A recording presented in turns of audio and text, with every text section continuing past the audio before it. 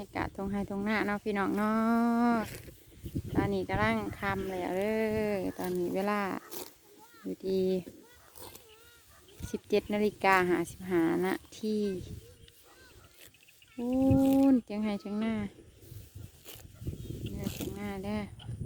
อยู่ห่างกันอยู่ห่างกันประมาณนี้ในกันนี้เนาะแล้วก็อีกนู่นเถียงหนึงทางฝุ่นอีกอันหนึงเนาะ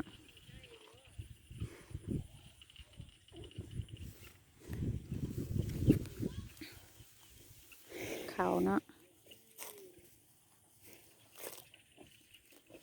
เขาก็สิประมาณนี้เนาะพี่น้องเนาะบ่งามปานใดเนาะพี่น้องปีนี้เอามาฝากมาชมกัน